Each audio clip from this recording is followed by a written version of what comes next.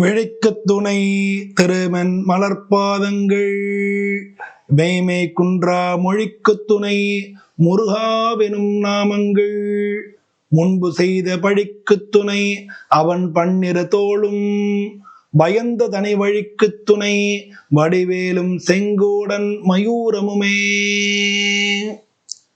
அன்பு நண்பர்கள் அனைவருக்கும் எனது பணிவான வணக்கங்கள். இந்த பதிவுல ஒவ்வொரு ராசிக்கும் 2026 புத்தாண்டு எப்படி இருக்குன்னு பார்க்க போறோம். பொதுவாக ஒரு வருஷம் தொடங்குறதுன்னா எல்லாருக்குமே இந்த வருஷத்துல பலவிதமான எதிர்பார்ப்புகள் இருக்கும். நம்ம வேலையில எப்படியெல்லாம் நமக்கு முன்னேற்றம் வேணும், இல்லை பொருளாதாரத்துல எப்படி நம்ம சிறந்து இருக்கணும், இல்லை வீடு வாங்கணும், கார் வாங்கணும், இல்லை புதுசா பிஸ்னஸ் தொடங்கணும், இல்லை பிஸ்னஸ்ல இந்த மாதிரியான முன்னேற்றங்களை முன்னெடுக்கணும், இந்த வருஷமான இது நடந்துடணும்.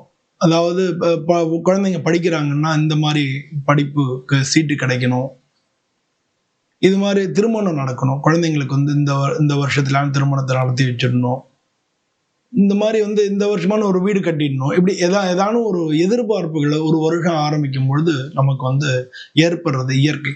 பொதுவாக உங்களுக்கு ஏற்படக்கூடிய இந்த மாதிரி நினைவுகளை நம்மளுடைய முயற்சியும் கவனத்தையும் ஃபுல் கான்சன்ட்ரேஷன் நம்ம தியானத்தின் மூலமா இருக்கலாம், இல்லை இறை வழிபாட்டின் மூலமா இருக்கலாம். திரும்ப திரும்ப அந்த விஷயங்களை நீ திங்க் பண்ணும் பொழுது அந்த எண்ணத்தினுடைய ஸ்ட்ராங், அந்த எண்ணத்தினுடைய பலம் இருக்கு இல்லையா, அது உங்களுக்கு அப்படியே கொண்டு கொடுக்கும். எல்லாத்தையும் மீறி அந்த எண்ணத்தை நீங்க பலப்படுத்திக்கணும், நம்பிக்கையோட, முழுமையான நம்பிக்கையோட, முழு முயற்சியோட. அதனாலதான் நமக்கு என்ன சொல்றாங்கன்னா, தெய்வத்தால் ஆகாதெனும் முயற்சி தன் மெய்வருத்த கூலி தரும் இருக்காங்க. நம்மளுடைய முயற்சி முயற்சி திருவனை ஆக்கும். இது மாதிரி இது நமக்கே ஏற்கனவே எல்லாம் சொல்லியிருக்காங்க. அதனால நம்ம அந்த மாதிரி இந்த விஷயத்துல முழுமையான நம்மளுடைய முழுமையான எண்ணங்களை, நம்பிக்கையை அந்த காரியத்தின் மேல வச்சு திரும்ப திரும்ப அந்த காரியம் நடந்த எப்படி இருக்கும் அப்படின்னு சொல்லி நீங்க அதை கற்பனை பண்ணிக்கும் பொழுது எல்லா காரியத்திலும் உங்களுக்கு வெற்றி கிடைக்கும் அப்படிங்கிறது நமக்கு வேதங்களும் சொல்லியிருக்கு, பலவிதமான நமக்கு முன்னோர்களும்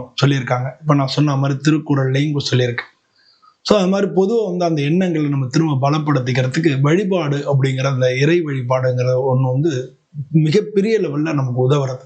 அதனால எல்லாரும் இறை வழிபாட்டுல கவனத்தை வச்சு இந்த வருஷம் உங்களுடைய எண்ணங்களை முழுமையா நீங்க செயல்படுத்தணும். அதுக்கு இறையருள் உங்க கூடவே இருக்கணும்னு சொல்லி நான் தினமும் வணங்கக்கூடிய அமிர்தநாயகி அம்பிகா சமேத நாகநாத சுவாமியோடைய பாதங்களை நான் தொட்டு வேண்டிக்கிறேன். உங்க எல்லார் சார்பாகவும் நான் வேண்டிக்கிறேன். இந்த வருஷம் யாராருக்கு ஒவ்வொரு ராசிக்கும் எப்படி நடக்கிறது அப்படின்னு இந்த பதிவுல பார்க்க போறோம். நமக்கு எந்த மாதிரியா எந்தெந்த கால் வருஷம் 4 கால் வருஷமா பிரிச்சுக்கிறோம், எந்த வருஷங்கள் நமக்கு எப்படி நடக்கும் அப்படிங்கறத நம்ம முழுமையா பார்க்க போறோம். நம்ம அதுக்கு இந்த வீடியோக்குள்ள போய் பார்க்கலாம். அன்புள்ளம் கொண்ட துளாராசி நண்பர்களே, துளாராசின்றது காலபுருஷ தத்துவத்துல 7வது வீடு. இந்த ராசிக்கு அதிபதி சுக்கிரன். இந்த ராசியில இருக்கக்கூடிய நட்சத்திரங்கள் சித்திரை 3, 4, சுவாதி, விசாகம் 1, 2, 3 பாதங்கள் இதுல இருக்கு. பொதுவாக இந்த ராசிக்கு தராசு தான் சிம்பிள். அதே மாதிரி இவங்க எதையும் எடை போட்டு தான் செய்வாங்க. பொதுவாக இவங்க நல்ல தாராளமானவங்க மாதிரி முன்னால தெரியும், ஆனா பயங்கர கஞ்சம். இவங்கள்ட்ட நம்ம காசு கறக்க முடியாது அப்படின்னு நம்ம எடுத்துக்கலாம். அனாவசிய செலவாளி கிடையாது. இவங்க பிகினிங்ல பார்க்கும்போது ரொம்ப காசுல ரொம்ப இவங்க அப்படிலாம் கேர் பண்ண மாட்டாங்க அப்படின்னு நம்ம நினைப்போம். ஆனா அவங்க காசு ரொம்ப கேர் பண்றவங்க இவங்க. அதே மாதிரி எல்லாத்தையும் கால்குலேட் பண்றது போக போக நமக்கு புரியும். பொதுவாக இந்த துளாராசி அன்பர்கள் அது எதுக்காக சொல்லணும்னா கரெக்டா நடந்துக்குவாங்க. இதுக்கு இதான் கரெக்ட் அப்படின்ற மாதிரி எல்லாத்தையுமே எடை போடுவாங்க. எல்லாத்தையும் கரெக்டா எடை போட்டு அதுக்கு தகுந்த மாதிரி என்ன பண்ணுவாங்க, கஞ்சன் நம்ம சொல்ல முடியாது, எல்லாத்தையும் அதுக்கு தகுந்த மாதிரி செய்வாங்க அப்படின்றதுக்காக அதை சொல்றதுக்காக தான் இது மாதிரி இப்படிப்பட்டவங்களுக்கு இந்த 2026 இந்த வருஷம் நம்ம எப்படி இருக்கு அப்படின்னு பார்க்க போறோம். இந்த வருஷத்தை பொறுத்தளவுல நம்ம 4 மாசமா பிரிச்சுக்கிறோம். ஜனவரில இருந்து ஏப்ரல் வரைக்கும் ஒரு செக்மெண்ட், ஏப்ரல்ல இருந்து ஆகஸ்ட் வரைக்கும் செக்மெண்ட், ஆகஸ்ட் டிசம்பர் வரைக்கும் செக்மெண்ட் அப்படின்னு சொல்லி அப்படி விரிச்சு பார்த்தோம்னா நம்ம ஆரம்பம் எப்படி இருக்கு, நடுவில் எப்படி இருக்கு, முடிவில் எப்படி இருக்கு அப்படின்னு இந்த வருஷத்தை நம்ம அதுக்கு தகுந்த மாதிரி நம்மளுடைய ஐடியாஸ் பண்ணிக்கலான்றதுக்காக தான் இந்த மாதிரி நம்ம பேசுறோம். ஸோ அப்படி பார்க்கும்போது முதல் ஜனவரில இருந்து ஏப்ரல் வரைக்கும் பார்த்தோம்னா இந்த ராசிக்கு 9வது வீட்டுல குரு பார்வை இருக்கு. உங்களுக்கு குரு வக்ரமா இருக்காரு. ஆனால் பிப்ரவரிக்கு மேல உங்களுக்கு எல்லா காரியத்திலையும் சக்சஸ் கிடைக்கும், வெற்றிகள் கிடைக்கும். இவங்க நினைச்ச காரியங்கள் எல்லாமே நடக்கும். இவங்களுக்கு 6வது வீட்டுல சனி பகவான் இருக்கிறதுனால இருந்த போல ஏதாவது ஒரு தடைகளும் பிரச்சனைகளும் 6ல வந்து சனி பகவான் பொதுவாக பெரிய லெவல்ல பிரச்சனை பண்ணாது. மறைவு ஸ்தானத்துல சனி பகவான் இருக்கிறதுனால 7ஆம் இடத்துல இருந்தா கூட பிரச்சனை பண்ணும். ஆனா 6ல வந்து சனி பகவான் பிரச்சனை பண்ணாது. ஆனா ஏதான எதிரிகள் தொல்லைகள், எதிர்ப்புகள், உடல்நிலை கோளாறுகள், அடிக்கடி தானே உடம்பு படுத்துறது, இந்த மாதிரியான விஷயங்கள் வந்து உங்களுக்கு வரும். அது உடம்பு வந்து வீசிங் ட்ரபிள், வீசிங் வர்றதுக்கு வாய்ப்பு இருக்கு. இந்த மாதிரி ஜெரிமான கோளாறு வர்றதுக்கு வாய்ப்பு இருக்கு. இது ரெண்டுமே வந்து உங்களுக்கு அதிகமா இருக்கு. இவங்களுக்கு பொதுவாக வந்து 9, 12க்கு அதிபதி புதன் அப்படிங்கிறதுனால கொஞ்சம் ரேரா ஒரு சில பேருக்கு வந்து நரம்பு சம்பந்தப்பட்ட கோளாறுகள் வர்றதுக்கும் வாய்ப்புகள் அதிகமா இருக்கு. ஸோ இந்த வருஷத்துல இவங்க ஜாக்கிரதையா இருக்க வேண்டிய விஷயங்கள் இவ்வளவுதான். இந்த வருஷம் ஃபுல்லா வந்து உங்களுக்கு சனி பகவான் உங்களுக்கு 6வது வீட்டிலே தான் இருக்க போறாரு. ஆனா குரு பகவான் என்ன பண்றாருன்னா 6ஆம் மாசம் வரைக்கும் உங்களுக்கு வந்து 9வது வீட்டுல இருக்கார். 6ஆம் மாசத்துக்கு அப்புறம் அவர் பெயர்ச்சி ஆயிடுறாரு. ஆக்சுவலா 2/6/2026 அன்னைக்கு குரு பெயர்ச்சி ஆகி கடகராசிக்கு வந்துருது. கடகராசின்றது 10வது இடம். 10வது இடம் தொழில் ஸ்தானம். தொழில் ஸ்தானத்துல உச்சமா வந்து அமர்றாரு. அதனால தொழில் ரீதியா அவங்களுக்கு வந்து வெற்றிகள் கிடைக்கும் அப்படின்னா கூட தொழில் மாறும். ஏற்கனவே இருந்த தொழில் மாறுறது, உங்களுடைய தொழில வந்து விரிவாக்கம் பண்றது, தொழில ஒரு சேஞ்சஸ் ஏற்படுத்துறது, இல்ல நீங்க வேலை சம்பந்தமா வேற இப்ப பாருங்களேன், 10ல் குரு பதவி பறிபோகும். ரொம்ப ரேரா ஒரு சில பேருக்கு தான் பதவி பறி போறது.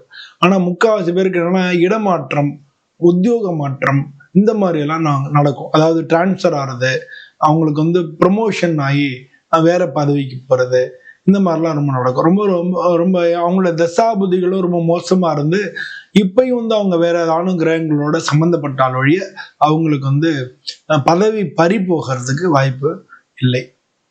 ஆனா அது 10ல வந்து குரு வந்து நிறைய விஷயங்கள் வந்து உங்களுக்கு நல்ல பலன்களே கொடுக்கும்.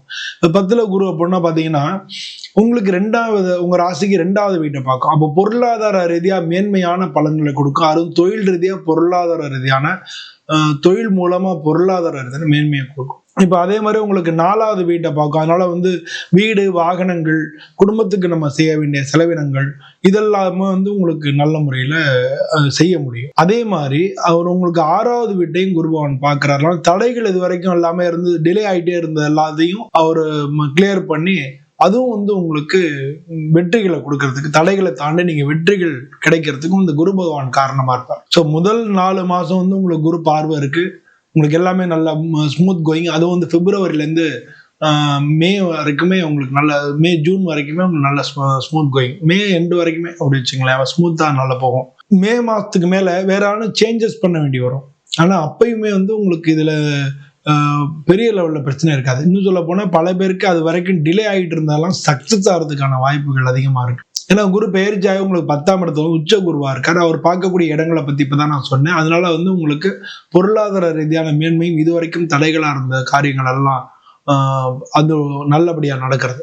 அதனுடைய முயற்சிகள் வந்து நல்லபடியா நடந்து நல்லபடியா நடக்கிறது, அதுவும் நல்லா இருக்கும். இதை விட ஒரு பெரிய பியூட்டியான விஷயம் என்னன்னா, அதுக்கு அடுத்த 4 மாசம், அதாவது ஆகஸ்ட்ல இருந்து டிசம்பர், அதுல வந்து என்னன்னா ஆகஸ்ட் மாசத்துல வந்து செப்டம்பர், அக்டோபர் மாசத்துல வந்து என்ன பண்றாருன்னா 31 அக்டோபர்ல அதிசாரமா சிம்ம ராசிக்கு வர்றது, உங்க லாபஸ்தானத்துக்கு வராது. உங்க ராசிக்கு லாபஸ்தானத்துக்கு. ஸோ இந்த வருஷம் முழுமையுமே உங்களுக்கு வந்து குரு பகவான் நல்ல விஷயங்களை கொண்டு வந்து கொடுக்க போறாரு. அதனால பொதுவாக சொல்ல போனா இந்த வருஷம் வந்து உங்களுடைய ராசிக்கு மிக பலன் நல்லாவே இருக்கும் அப்படின்னு நம்ம புரிஞ்சுக்கலாம். நடுவில் ஒரு சில சந்தர்ப்பங்களை தவிர்த்து உங்களுக்கு பார்த்தோம் அப்படின்னோம்னா பங்குனி மாசம் உங்களுக்கு கஷ்டமா இருக்கும். பங்குனி மாசம்னா மார்ச், ஏப்ரல் கொஞ்சம் டஃப்பா இருக்கும். நம்ம அதை புரிஞ்சுக்கணும். அதே மாதிரி வந்து மே மாசம், ஜூன் மாசம் இருக்கு இல்லையா, ஜூன் ஜூலை இது வந்து உங்களுக்கு கொஞ்சம் டஃப்பா இருக்கும். ஜூன் மாசமும் ஜூலை மாசமும் கொஞ்சம் டஃப்பா இருக்கும். அதே மாதிரி வந்து பாத்தீங்கன்னா புரட்டாசி மாசம்னா உங்களுக்கு வந்து ஜூலை, ஆகஸ்ட், செப்டம்பர் அந்த 2 மாசம் கொஞ்சம் வந்து டஃப்பா இருக்கும். ஸோ இதுதான் வந்து உங்களுக்கு நீங்க இந்த மாதிரி மாச கணக்குல நீங்க பாத்தீங்கன்னா இந்த மாதிரி மாசங்கள்ல நீங்க குறிச்சு வச்சுக்கிட்டு அந்த மாசத்துல வந்து முக்கியமான முடிவுகளை தள்ளி போடுறது உங்களுக்கு வெற்றிகளை கொண்டு வந்து கொடுக்கும். பொதுவாக வந்து பாத்தீங்கன்னா இந்த 2026 எல்லா மாசமும் கிட்டத்தட்ட அநேகமா வந்து அந்த வருஷம் முழுமையுமே நல்ல பலன்கள் கொடுக்கக்கூடிய ஒரு ராசிகள்ல துலா ராசி இருக்கு. அதனால துலா ராசி அன்பர்களுக்கு இந்த வருஷம் எல்லாமே நல்லா நடக்கணும். நீங்க நினைச்ச காரியங்கள்லாம் ஜெயிக்கணும், எல்லாத்துலயும் உங்களுக்கு வெற்றி கிடைக்கணும் அப்படின்னு சொல்லி நானும் சுவாமியை பிரார்த்தனை பண்ணிக்கிறேன். அனைவருக்கும் நன்றி, வணக்கம்.